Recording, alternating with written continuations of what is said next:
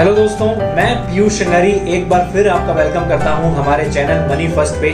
दोस्तों, अगर अभी भी आपने हमारा चैनल मनी फर्स्ट को सब्सक्राइब नहीं किया है तो दोस्तों बहुत बड़ी भूल हो रही है, बहुत बड़ी गलती हो रही है, क्योंकि हम लाते हैं सबसे पहले आपके लिए न्यूज जो आईपीओ के रिगार्डिंग हो, एनएफओ के रिगार्डिंग हो, म्यूचुअल फंड्स के रिगार्डिंग हो, हेल्थ इंश्योरेंस के रिगार्डिंग हो, मोटा मोटी जो भी पैसों से रिलेटेड बात है वो हम आपके सामने लाते हैं और आपके सवालों के जवाब देते हैं इस प्लेटफॉर्म पे। जो भी आपके मन में डाउट आ रहा है आप पूछ सकते हैं कमेंट सेक्शन में। इसलिए सबसे पहले आप ये चैनल को सब्सक्राइब करें जिससे कि आपको ये महत्वपूर्ण जानकारियां समय पर मिल सके।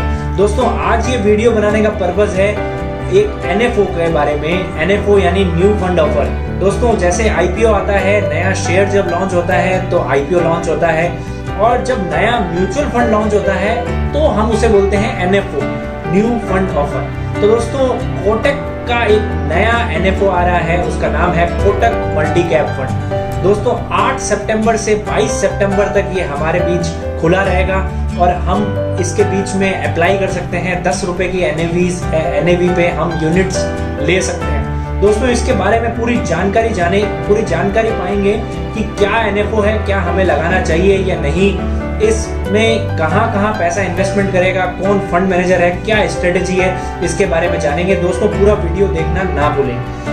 अब हम शुरू करते हैं कोटक मल्टी कैप फंड। दोस्तों, नाम से ही आपको मालूम चल रहा है मल्टी कैप फंड, यानी कि एक कैप में ना लग के मल्टी कैप में इसका निवेश होगा। मल्टी कैप यानी लार्ज कैप, मिड कैप और स्मॉल कैप, तीनों कैप्स में इसमें निवेश होगा। ये त्रिवेणी संगम इसको बोल सकते हैं कि त्रिवेणी संगम एनएफओ है जिसमें तीनों कैप्स में कुछ पैसा इन्वेस्टमेंट होगा। दोस्तों, लार्ज कैप जैसे कि बहुत बड़ी कंपनीज जैसे कि रिलायंस, जैसे कि एसबीआई, जैसे कि एचडीएफसी बैंक, ऐसी कंपनीज में पैसा इन्वेस्टमेंट होगा जहां पे स्टेबलाइज रिटर्न होंगे और स्टेबलाइज वॉलेटिलिटी होगी। दोस्तों, मिड कैप कंपनीज जो लार्ज कैपिटल कंपनीज से छोटी कंपनियां होती हैं लेकिन इतनी भी छोटी नहीं होती।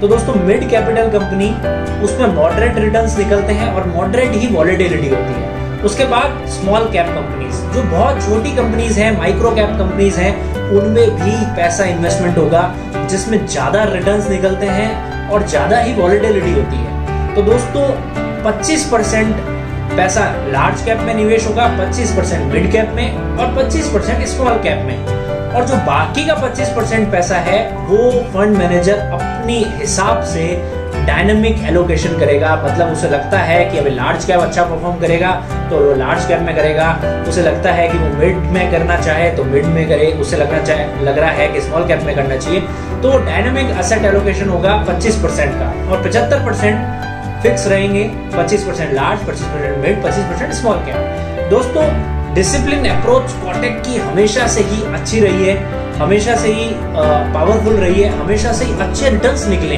तो डिसीजन अप्रोच कैसे रहती है उसके बारे में भी मैं थोड़ा सा बताना चाहूंगा संक्षेप में। दोस्तों, हमेशा स्टॉक जब भी सिलेक्शन करता है फंड मैनेजर 3 चीजों को मोटा मोटी देखता है। बिजनेस कैसा है, मैनेजमेंट कैसा है और वैल्यूएशन कैसी है।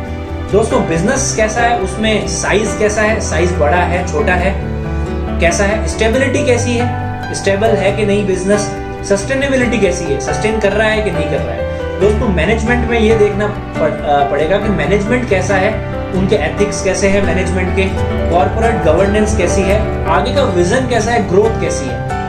और वैल्यूएशन में दोस्तों बहुत सारे टेक्निकल टर्म्स हैं जिसमें ROE देखा जाता है, ROCE देखा जाता है, फ्री कैश फ्लो देखा जाता है, डेट फ्री कंपनी देखी जाती है। ये सब चीजें देख के ही किसी एक स्टॉक का चुनाव किया जाता है। तो दोस्तों, कोटक की ये हमेशा से ही अच्छी बात रही है कि उनके जो सिलेक्शन है, उनका जो चुनाव है शेयर्स को लेके वो बहुत अच्छा रहा है। और उसका ही मैं एक एग्जांपल देना चाहूंगा कि कोटक पायनियर फंड आया 31 अक्टूबर 2019 में, मतलब 2019 में इसका एनएफओ आया था और मात्र 2 साल पहले ही इसका एनएफओ आया था और अभी इसका CAGR रिटर्न चल रहा है 36.86% से, मतलब 36% से ज्यादा ईयरली रिटर्न चल रहा है।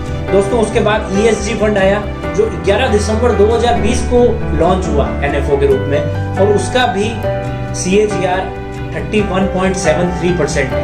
उसके बाद फोकस्ड इक्विटी फंड भी आया 16 जुलाई 2020 को, उसका भी एवरेज रिटर्न CAGR 24.53%। तो दोस्तों अच्छे फंड्स कोटक के पास पहले से ही मौजूद हैं और कुछ सेबी के कुछ नियम बदले थे, उसकी वजह से कोटक फ्लेक्सी कैप को और मल्टी कैप को अलग करना पड़ा था। फ्लेक्सी कैप आज भी मौजूद है और मल्टी कैप को लेके आए हैं दोस्तों, ये 8 सितंबर से 22 सितंबर के बीच में ये उपलब्ध रहेगा। जिस किसी के पास भी 5 साल से ज्यादा का टाइम है वो आज के टाइम में इस NFO में निवेश कर सकता है। दोस्तों बैंक्स की, RD की, पोस्ट ऑफिस की रेट्स बहुत कम हो चुकी है, 5-5.5% के आसपास है और इक्विटी हमेशा से ही अच्छा रिटर्न देता हुआ आया है।